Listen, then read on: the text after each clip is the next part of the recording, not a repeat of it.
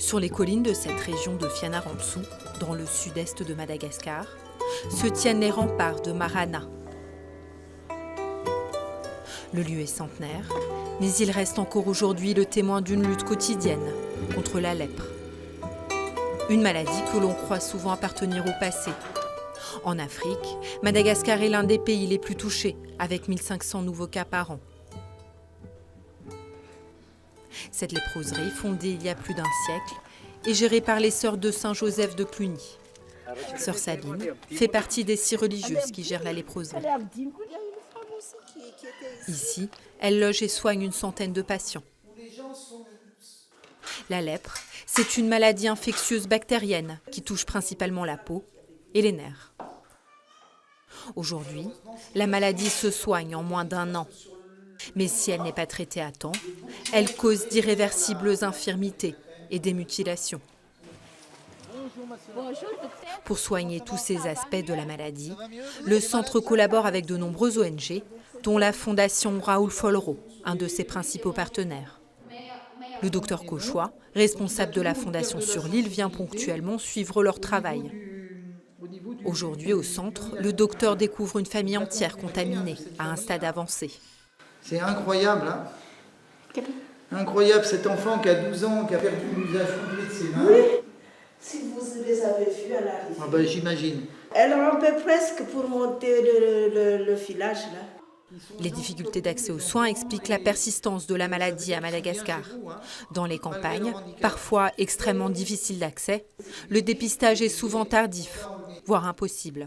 Malheureusement, c'est la résultante d'un faible niveau de vie des populations qui ont un faible accès physique au système de santé, un faible accès financier. Le gros problème de la lèpre, c'est qu'au stade débutant, c'est une simple tache dépigmentée sur la peau. Donc, pourquoi aller consulter dans un centre dont on n'est pas sûr qu'on va être traité? Il faut 2 jours pour y aller. Et en fait, la source de la motivation des gens pour aller consulter, c'est quand le handicap ne leur permet plus de mener une activité pour nourrir leur famille. Cette famille est en voie de guérison, mais des infirmités graves resteront. À cause des diagnostics tardifs, plus de 2 malades sur 10 sont handicapés à Madagascar. La lèpre devient alors une maladie sociale.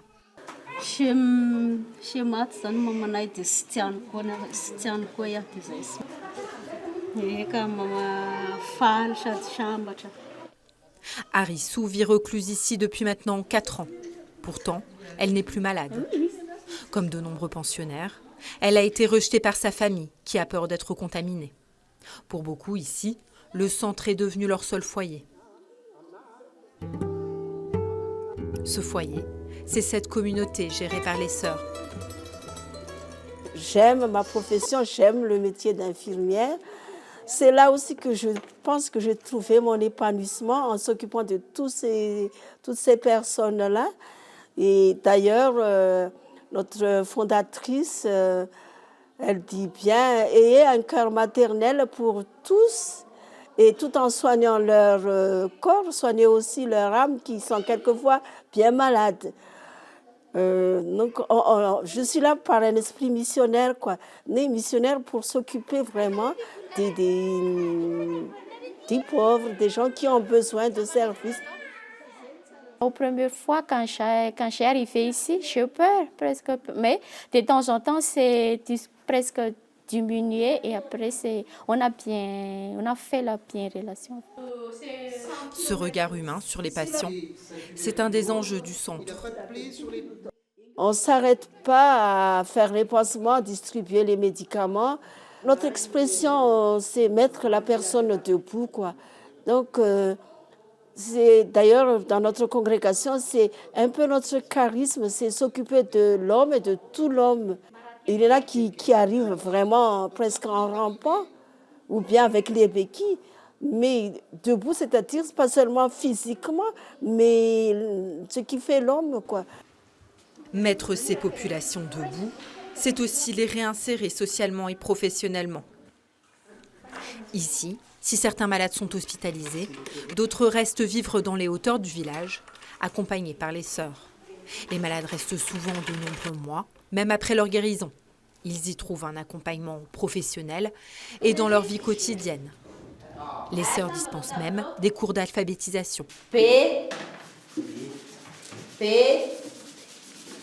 Fa, Fi. À Marana, la prise en charge est intégrale, de la fourniture d'appareillage orthopédique à la réinsertion. La cordonnerie orthopédique, c'est le travail de Roger, ancien malade de Marana.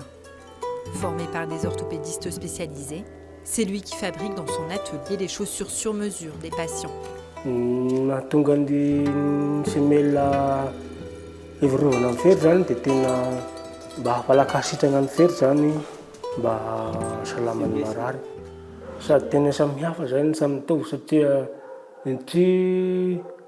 Misy formation isan-karazany dia misy traikefa isan-karazany afaka hisavonany marary fa ny ivelany kodiny tsotra juste magnenjika vola amin'ny karama fotsiny. Roger travaille et vit à Marana, sur les hauteurs du site où se trouve le village qui accueille les habitants permanents. Il vit ici avec sa femme et ses 4 enfants.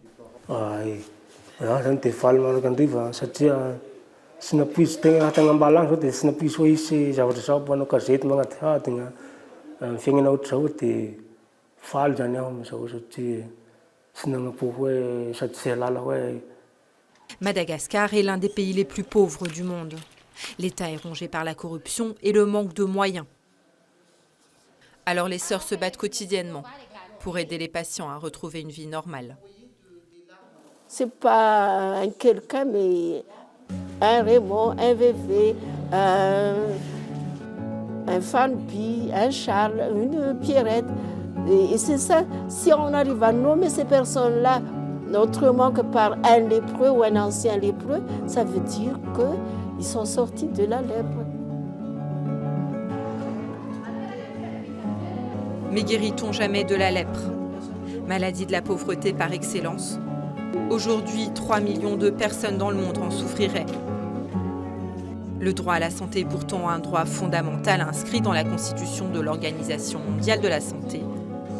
Alors à Marana, le combat pour la dignité continue.